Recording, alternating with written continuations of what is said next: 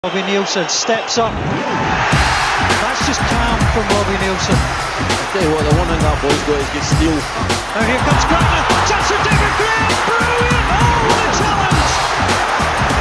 That was a goal-saving challenge and possibly a cup-winning challenge from Robbie Nielsen. I came here tonight to hear the crowd go. Boom, shake, shake, shake the room. Boom, shake, shake, shake the room. Boom, shake, shake, shake the room. Tick, tick, tick, tick, boom.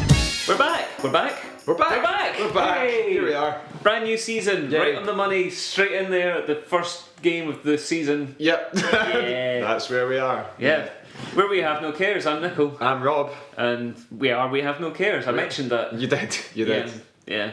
Might be a little rusty. First game of the new season. I know. I was going to say, it's been a while. Yeah. It's been a while.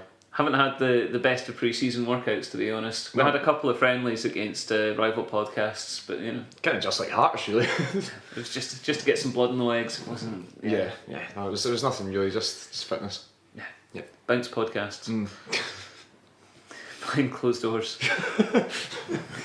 Jesus. Yeah, unlike these, which are available to the public. Of course, We've got a yeah. huge grandstand. Just walk in. Aye. Yeah. The atmosphere in here is quite incredible. Yes, it is. Yeah. Anyway, so Heart of Midlothian playing football games again. That's nice, isn't it? It is nice. Yeah, I like it. Well, you say you like it now, but we're recording this a day late because I was fucking raging after the game yesterday. Not even at anyone or anything, just the fact that we didn't win. Yeah, I was no. raging at not winning. it's amazing the games that you come away like there's been a couple of times in my career of knowing Robert Borthwick that he has been so angry that he can't really Function. put thoughts together. Yeah. No, yeah, yesterday was one of those times. But I calmed down. I'm here now. Good. Smile on my face, patter in my mouth. A huge trail of destruction between Tynecastle and here. Yeah, absolutely, yeah. So, it has been a new season and Hearts have signed players in the summer. Plentiful. Yeah, we'll talk about most of them during the game when we're talking about the Celtic game, because many of them played very, very significant parts in it. Indeed. There were a few players who did not take the field. Specifically Christian Novak, for the very good reason that he only signed today. Yes, although he should have signed on Saturday. Apparently, but yeah. apparently the Hearts, I don't know, secretary or whoever it is, doesn't know the rules. doesn't know how to register a player. So Scott Sinclair signed at like 10 minutes to kick off and came on and scored the winner for Celtic. So. Yeah, and I only kind of half read an article about this, but wasn't a thing you can't register a player on the day if you're just emailing over the details, but if you go to the SFA in person, you can do it. Yeah. Which seems like a bit of an advantage for Rangers and Celtic and Queen's Park, I suppose. Yeah, but I mean, people have cars and they can go on trains and stuff like that. And if they know this is a scenario, then I'm sure they can just phone their mate who lives in the south of Glasgow and say, "I'm just going to email you this over. Go and hand it into Hamden for me, please." Yeah, and then there you go. I'd do it. Yeah, fucking right. Aye. Yeah, what did you do this morning? Just register a professional footballer, mate. Just cycling down to Hamden, clutching the papers. Wait! Hanging on the doors. Yeah. We've got a squad defender who almost certainly won't play. Register him immediately. Aye. Yeah, but Celtic did it, we didn't. So I don't think Christian Novak could have had a huge say in what happened yesterday. But Certainly not to the extent that Scott Sinclair did. But Nope. But anyway, he's here and he's quite handsome, so that's good. He is, yeah, lovely eyebrows. Although I don't ever want to try and say the name of the team that he's just come from, because it is absolutely Many Zs? So many Zs, so many I's, C's. Ah. It's 4 different words, and the first word's 20 letters long. Good old Poland. Good old Poland with their words and their letters. Yeah. Still, lots of Y's in Christian's first name as well. Yeah, no, God, he's got it all. Yeah. Yeah. Cool. Also, Bjorn Jonsson, who Big still Bjorn. isn't officially a Hearts player. I mean, I'm assuming we're paying him. So, I have no idea. It's the batshit mental owner of once was Litek Slovak in Bulgaria and is now amalgamated 2 teams to become CSK Sofia. Yeah, well, it's kind of a Rangers situation in that they had to liquidate and then reform, but they're not claiming the history of Litek Slovak, possibly because there's tech collectors around. Yeah, it was just like shh. So actually, we're not the same club. Do you know what those titles were tainted? you can have them.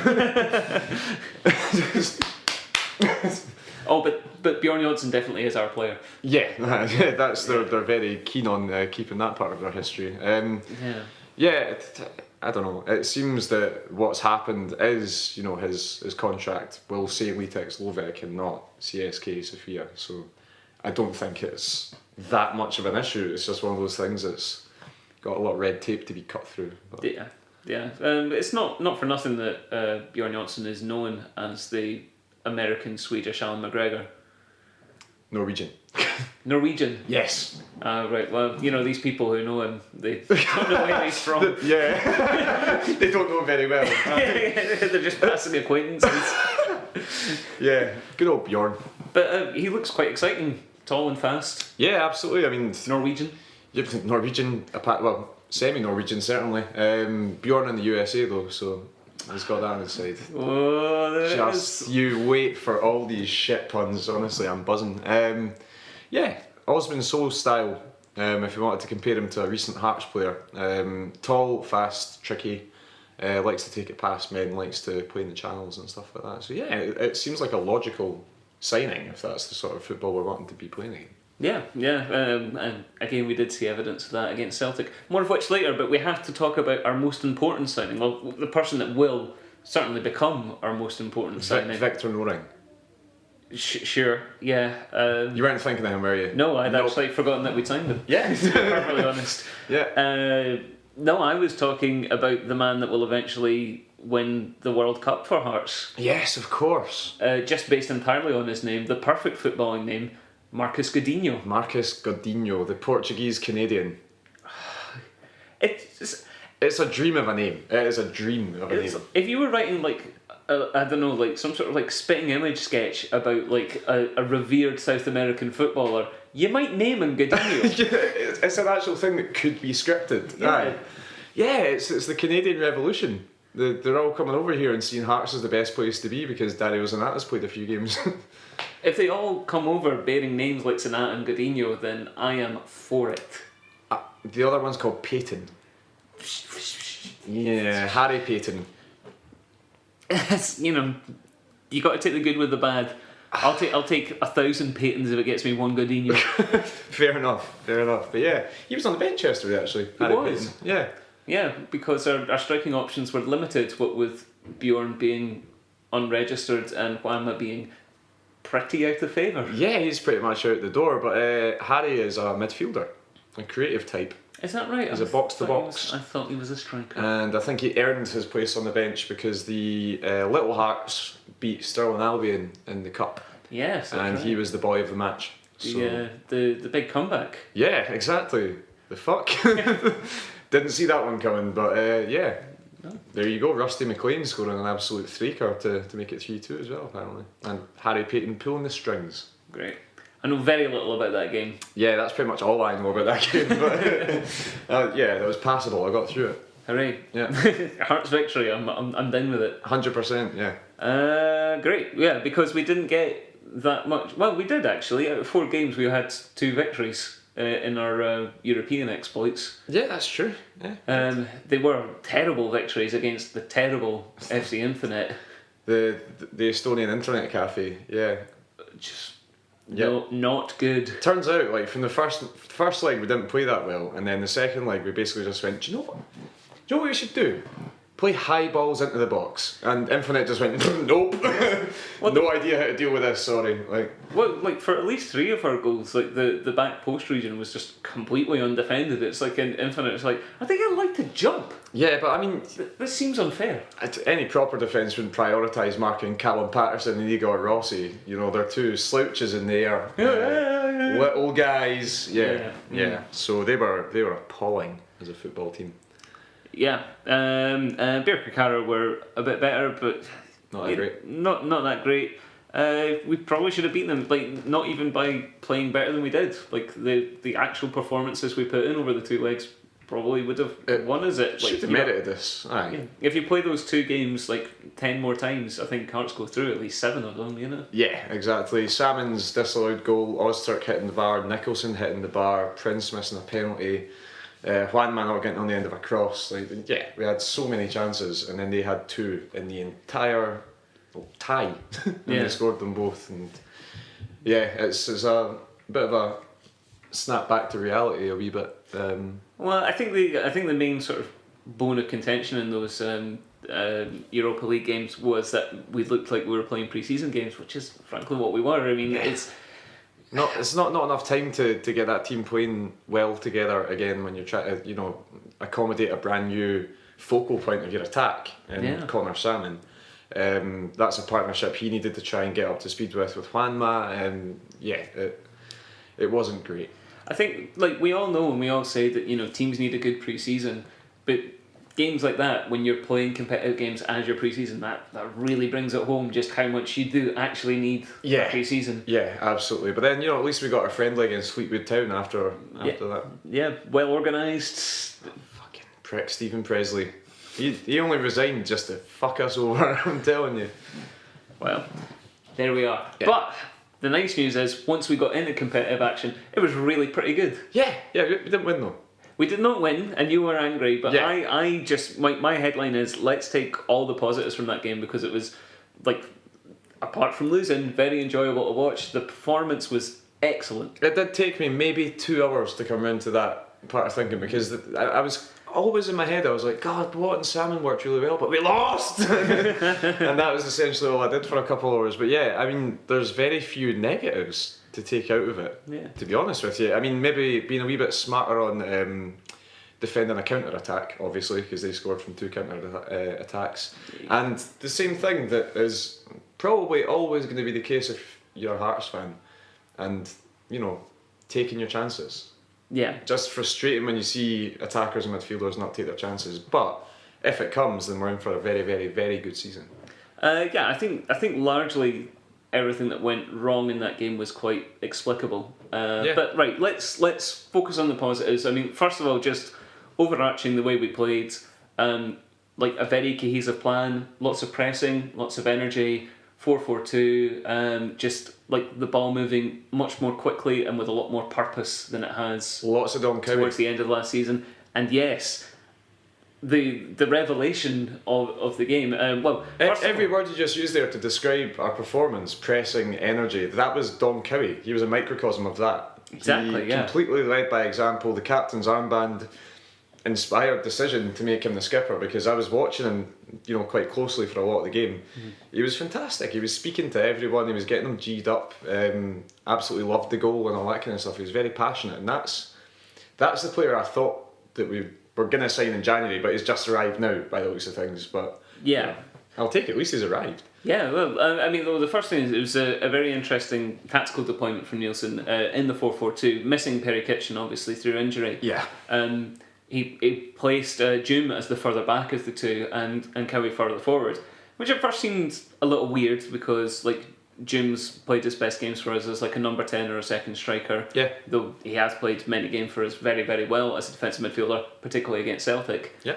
And Cowie last season, we didn't really know what his strengths were, but on yesterday's performance, I'm inclined to believe that the chopping and changing of clubs last season maybe meant that he was short of fitness or whatever, because like you say, today he had he showed what he can do. Lots of energy, lots of determination, just leading by example, getting into good positions. It's the sort of player that, since I've been watching Hearts for 20 years, 21 years, whatever, it's the sort of player, or that sort of performance certainly, that Hearts fans love. It's the Colin Cameron, Paul Hartley type of display. Definitely. Where you're absolutely charging from box to box, you're going in for challenges, you're making passes, you're being incisive, you're doing the right things, and you're essentially inspiring the rest of the team to then follow suit.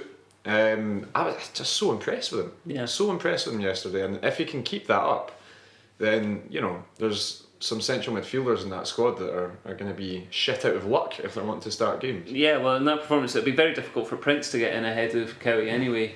And Kitchen, I've made my feelings on Kitchen known, like very, very good at what he does, but there's just not that many games in the SPL where we're absolutely going to need him, and that combination of Jim and Cowie will be pretty effective against most of the teams that we play, especially at Tynecastle. You'd certainly imagine so, yeah, absolutely. But that's a great problem to have. You know, the centre of midfield wasn't our weakest place last season. You know, it wasn't the worst position in the park, but to have that looking like it's properly solid and strong now with an understanding between the players as well is just absolutely brilliant. But speaking of players who made an unexpected impact, Connor Salmon was majestic for the first half hour of the game. Yeah, absolutely. Not even just the first half hour, I think right up until he was blowing out his Irish arse and needed to be subbed off. He bullied Colo Touré, and that was a really good matchup between those two. Outpaced him most times in the first half, and then, you know, second half maybe not so much. But at least 2 or 3 occasions Salmon got onto a through ball that I thought he had no right to get anywhere near. So like definitely showed a lot more pace than I expected Connor Salmon to have, but just a lot more nous as well. Just like the way he held up the ball and laid it off and things like that. Like he's a really good foil for Tony Watt on yesterday's evidence. yeah, absolutely. I think he's kind of put in the performance that I expected him to put in the European games. You know, it's always been quite well known that yes, he's built like a brick shithouse, but he has got a turn of pace on him. He can get past players with that. Those arms on him. No, just my if God. he held you, you'd just feel so safe. They're huge. So safe. It's like, yeah, that's just ridiculous. In the event of nuclear war, when President Trump gets in, I'm going to shelter under Connor Salmon. Just hide under him, Yeah. Jump into his heart's top. But yeah, that's the sort of player that I thought we'd signed. And if he keeps going like that, then he is. You know, he runs the channels very well. Quite intelligent with his runs as well. Seems the players now know where and when to find him. And he just looks fitter than what he did in European games as well, which is a massive help. 2 weeks non-stop training obviously has probably helped that. Yeah. Again, like definitely needed the pre-season, as did his strike partner, who we said like dovetailed very well with, Tony Watt. I was very, very impressed with Tony Watt. Yeah, I certainly think there's more to come. You know, that definitely. We did not see peak Tony Watt yesterday. However, his greediness, his eye for goal, his touch when he's, you know, getting closed down and stuff like that, his awareness, his vision. He's a quality footballer. I was impressed by his work rate. Like given like the stories we've heard about his personality and the troubles that he's had at clubs in the past, I was surprised just how hard he worked. Like he came deep a lot to sort of like bring the ball forward and initiate play. Good creatively, he's got a good touch and a good vision. Fell over a lot yesterday, especially in the first half. He did change his boots at half time as well. That was his first game in 4 months as well. You've got to remember, his first like proper competitive game. He's maybe played. Well, he played in that bounce game that we had, and that's it. That's the only game of football he's played since April. So, which makes it even more remarkable just how well he linked not only with Salmon but with Cowie. Like it was Watt's layoff to Walker that won us the Stonewall penalty. From which we equalised. Penalty. He's just. You get that when you've got a natural footballer in the team, and it looks like Hearts is going to be a great fit for him. Yeah. Hopefully he can get himself fit, and you know he said it himself. He needs to prove some doubters wrong. What better place to do it back in Scotland, where most of the doubters actually live? Fucking that header though! Oh my God. Yeah, well that was one of the downsides. Like so painful a golden to watch. header, a great delivery in. He came at it really fast, but that's bread and butter when you're a tall centre forward like Tony Watt is. Yeah. But the other chances that he created for himself, like sort of long range digs, little slips inside, like it was all. He made it's Scott an impressive Brown, variety of things. Made Scott Brown look like he'd lost his legs again, like he did last season. At one stage, he just cut inside him, and Scott Brown just sort of melted into the ground. It was brilliant. Like. He did also get one of his best shots on target on Scott Brown's hoop. Yes, he did. Kicked him right up the arsehole. It was great. Aye. She really should have been sent off, but fuck it. Absolutely. Who cares? It was literally like the linesman was looking directly at Scott Brown's arsehole at the time as well, and just saw his foot go up there. Yellow card. Well, I think the linesman probably thought that is an arse in the desperate need of booting. So, yes, no, that's true actually. Yeah, because I think Scott Brown threw a wee heel back at Tony Watt as well, so it was kind of like a retaliation to that. But no, I like him. I like him a lot. I think if we can turn him into the sort of guy that can play 90 minutes, then I think the rest of his attributes will come with. The funny thing about that is that you're saying Scott Brown and Tony Watt are quite good friends. Yeah. But that makes complete sense to me. Like the amount of stick Scott Brown gives players on a pitch. You know how much stick you give your own mates. He would have been just in his ear constantly. 100%. Aye. Yeah. Definitely. I like Tony. He's good. He's very good. The Coat Bridge party boy. Other players that impressed. Sam Nicholson continued his sort of form from Birkirkara, looking very bright. Yeah, he was fine. Yeah. Walker less so. Yeah, but it's always worth having Walker on the pitch for 90 minutes because he can just do something out of absolutely fuck all. Literally nothing. Which is what he did with that dive. Yeah. I'll tell you. Very creative young man. He was just inspired. Yeah, exactly. Yeah. It's. I can't really fault any player in the team. We could go through everyone here, and there was positives for every single one of them. Yeah, well, the one. Well, right, before we get on to points of negativity, Jack Hamilton also very, very impressed me today. The opposite again of how he was looking pre-season, much more confident, much more ready to come for things. Had one absolutely exceptional save when he was already falling down and just stuck up a reflex arm from Forrest. Yeah. Looks like he's taken the challenge of Victor Norring very seriously. Yeah, absolutely. I think I've picked up on people for using this phrase before, but I'm going to use it. He's a good shot stopper. Yeah. Like a very natural shot stopper, and I pick people up on that because obviously if you're a goalkeeper you have to be a good shot stopper. Well, we've had some goalkeepers that weren't good shot stoppers. It should be a minimum requirement for a goalkeeper because that is your job, is stopping shots. It's like calling a midfielder a good ball kicker. Exactly, yeah. The way he threw his hand up to stop that deflected shot from Forrest, the save he made from Dembele when he was through on goal as well, very clever, made himself very big. That's right, Dembele did a thing. Yeah.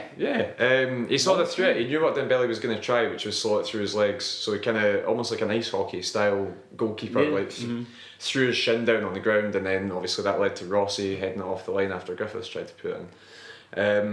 Just a lot more convincing. I think if we're going to stick with Jack, then I think he will make a couple of mistakes this season, whether it costs us or not.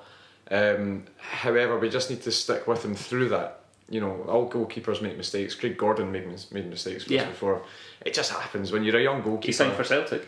Yeah, when you're a young goalkeeper, it's going to happen. He made a pretty bad one for Scotland under-21s. Pretty recently, that I remember, but he bounced back from that and made 5 or 6 great saves thereafter. So I think a bit of patience is required, but he was very impressive. He is, by all accounts, the sort of utter lunatic that succeeds at being a goalkeeper. So. Absolute nutcase, apparently. Yeah. Fantastic. So we've got one in goals and we've got one up front in Tony Watt. Just fill the team with nutcases. Yeah, no, that's the perfect balance. Yeah, no nutcases in the middle at all. Yeah. So, like I said, the one sort of sour note I felt really from the performance came from Faisal Reras, and it does feel unfair to sort of single him out because generally his play was very good, very solid, certainly better than any other left backs we might have in the squad right now. Yeah. But on 3 occasions when Celtic were breaking, he was caught sort of badly positionally. For the first goal, he was a bit too close to Forrest when the ball came to him, slow to turn, and Forrest was just away from him, which led to Forrest directly shooting into the bottom corner. He was square. He was squared onto him when he should have been, one leg facing back towards the goal just in case he gets past. But he stood up square, didn't go to ground. It was a non-challenge, and Forrest just absolutely gobbled that opportunity up to go past him. It was a bit of a shame that James Forrest picked that to be his one good game in 20 as well, to be honest. It wasn't even that good a game. Like sort of all 3 goals came from players that were really quite peripheral for the rest of the match. Yeah, I would argue that Forrest was probably Celtic's best attacking player in that match. I don't know. I think Griffiths might have something to say about that. Griffiths did nothing apart from set up that goal. Nothing. He wasted every chance that came his way. He lost the ball about 10 times. That's the worst I've seen Griffiths play at Tynecastle. Well, we can all agree he did more than Dembele, who is anonymous. Oh my God, yeah. Nothing. Nothing. I have nothing to say about him. But for lovers of national stereotypes, I was sitting next to our friend Davide at the game, who's Italian, and like after the first goal, he was just like, why didn't he just bring him down? Yeah, yeah. why didn't he just like pull his arm? Why didn't he just pull his shirt? Take the yellow card. It's like, Davide must have been raging with some of the poor defending on show. Well, there was also a couple of times where like some free kicks went over the bar and he went, "You are not Del Piero." It's like, that's accurate. Yeah, it's like, that is the real problem in this game. Not one of these players is Del Piero. But yeah, so there was that. The chance where Hamilton had like the sort of good save from Forrest. That was another one where Reras lost Forrest, and Celtic's winner created by Griffiths again on the break. And it was down the right hand side, but Reras was the covering player after Jim sort of tracked Griffiths' run. But like Reras came in to take over as the cover. Griffiths just dropped the pace slightly, and Reras bought it hook, line, and sinker. Basically stopped running. Yeah. And like Griffiths went, "Oh, thank you very much." Went straight past him and put the ball in the middle. Two things, maybe not in the defence of Faisal, but certainly just sort of adding a bit of balance to it. He's not the first and he will not be the last player that Lee Griffiths outfoxes in the final third. Mm-hmm. You know, he does it regularly, that's his thing, that's what he does, be it, you know, setting up a goal like that or then getting a shot off himself. He's very, very good at football. Yes. He is very good, but also I would probably say Jum's just about as culpable as Reras for that, because Jum should be following Sinclair through the middle. Griffiths doesn't need two players following him. That's Faisal Reras. He was back for the corner. He is the covering player. And then the other covering player was Jum, actually. So he should have been looking for runs through the middle when that ball popped out to Griffiths. But he didn't. And then it was left with Sam Nicholson, who was, you know, in the box when the move started. And then he just about caught up with Sinclair in the end. So I think the real thing that did is on that, though, I mean, like lots of sort of half mistakes that weren't great from a lot of our players, but what did is the fact that Griffiths and certainly Sinclair are much faster than any of our players. Yeah. Sam Nicholson, who is not slow, had about 20 yards on Sinclair and he got easily outpaced. yeah, well, I mean, Sinclair was in front of Nicholson at the start of it.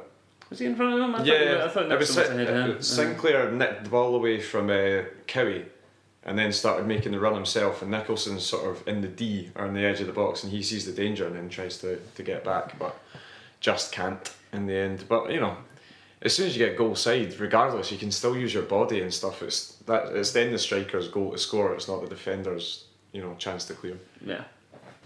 But you know, despite all that, I do think a lot of positives to take from the game, as we said. I think the main reason, like part of Robert's rage yesterday, he's like just sitting there going, "How did we lose that? How did we lose that?" And I think the reason that we lost it is that both Watt and Salmon weren't fit enough for 90 minutes. Yeah. If we could have kept Watt on the pitch, well, even just Watt, but certainly both of them, I really do think we'd have at least taken a point from that game. But that's that. I would agree as well. I don't know why a lot of people are thinking that Nielsen went negative by putting Blabin on for Salmon. I mean, yes, it's a midfielder for a striker, but Celtic had just gone 5 in the middle. Yeah. And we wanted to match that, which makes perfect sense, because Celtic had fresher legs and more bodies in the middle. It made sense to do that. Robbie Muirhead is probably the best equipped of any of our strikers to play the lone striker role, because he's fast, he's strong, he's, you know, gets on the end of things and he works hard. Plus, you know, bringing Prince on pushed June further forwards, which is, you know, not exactly, you know, it's not like locking the door. You know, June has been known to do things in the number 10. And then we still got like 3 or 4 chances to score after that. We were pushing up so much that we lost a goal. You know, it wasn't like Nielsen going, I'm gonna be happy for a draw here. It wasn't like that at all. It was a good tactical change that had no bearing on Celtic scoring that second goal whatsoever. No. Like you said, Muirhead came on, put himself about quite good, quite happy with Muirhead. Yeah, I like him. He's obviously talented, obviously quite raw, but he's got an absolute beauty of a left foot. His delivery is actually quite good as well, with that bad free kick notwithstanding.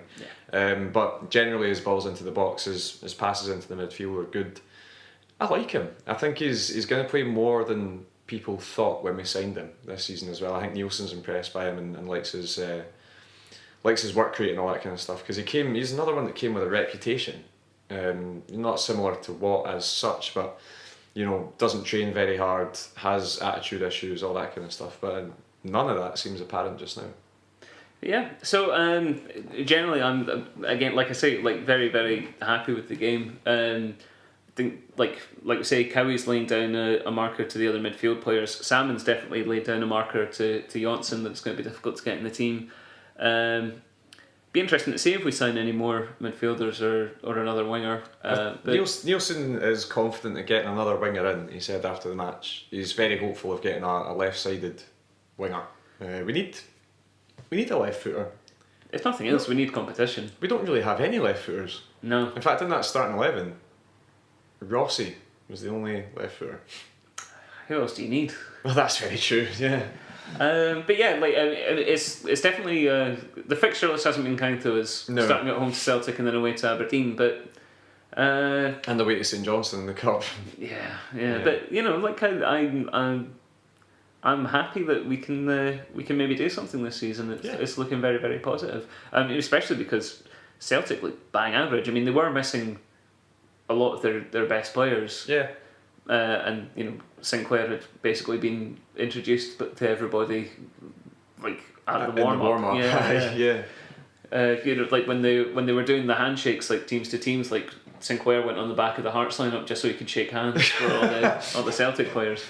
But yeah, Kolo Toure looks bobbins. Yeah. Bobbins is maybe a bit harsh. He looked okay. Clumsy, certainly not very focused. Yeah, he's clumsy Colo. Yeah. that's what he is. But in this level, 9 matches out of 10, he'll be absolutely fine in that team. Yeah. But what and they he's do so have, much better than Effie Ambrose. So definitely an upgrade there. Yeah. But what Celtic do have is match winners in Griffiths, Sinclair, and Roberts to come back in. So yeah, they're probably going to win the league, aren't they? Yep. After seeing the Rangers game, I would say it's a fucking cert. Yeah. Yeah. Rangers aren't that good, man. That's nice. Yeah. I mean, what would be really nice is if they just got liquidated again. But cool. I don't think that's going to happen. So we're just going to have to watch them struggle in the league instead. We're just going to have to watch Joey Barton going, what? I have to run. No. Yeah. Good old Joey. Yeah. Good stuff. Great. So here we are. And there is only one man, I think. Well, actually, no. There's several candidates who could have got songs, but there's one clear candidate.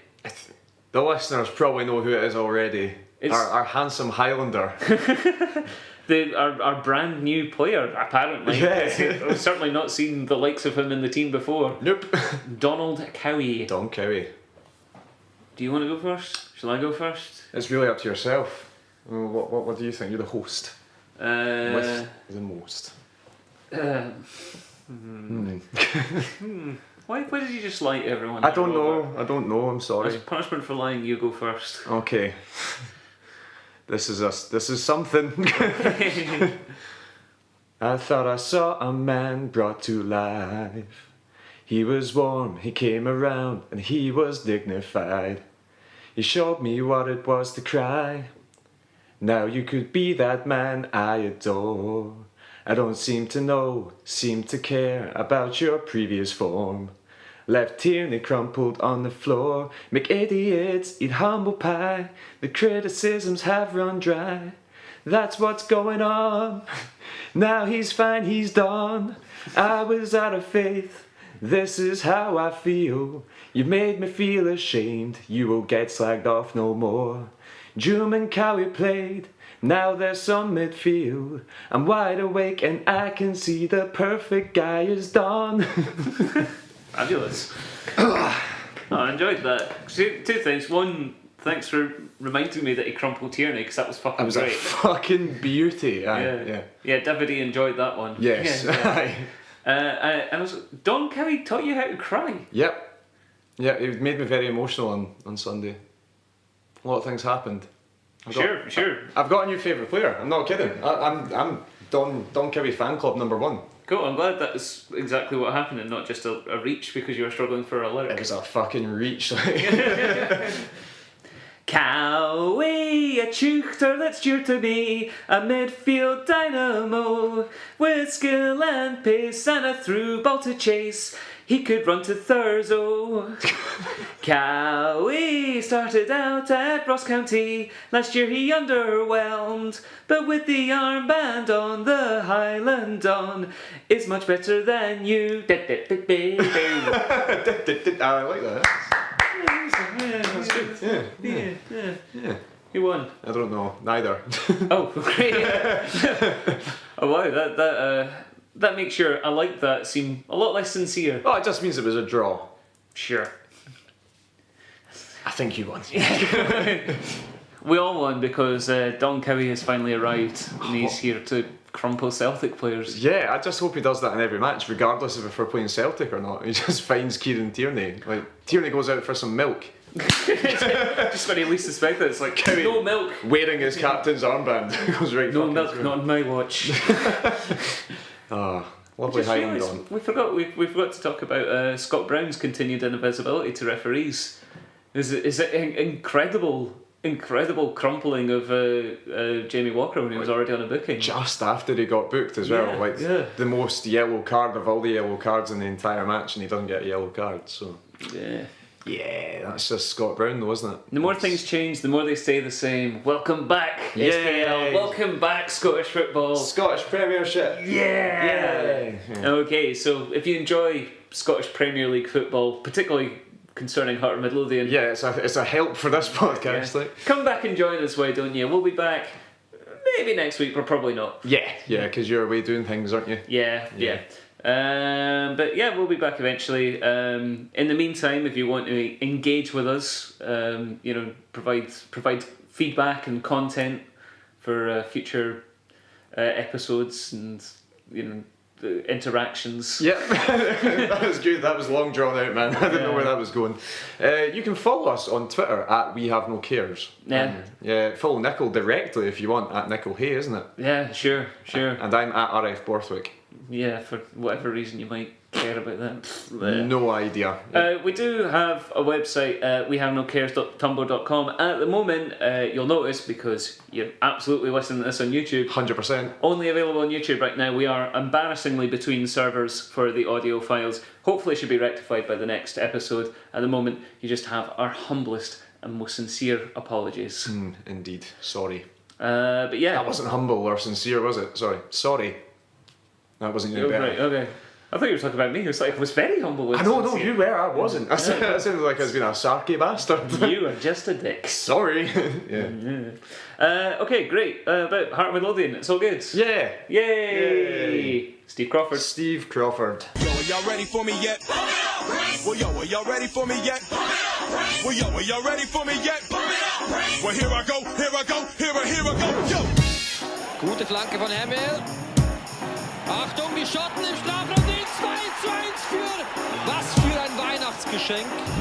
Robbie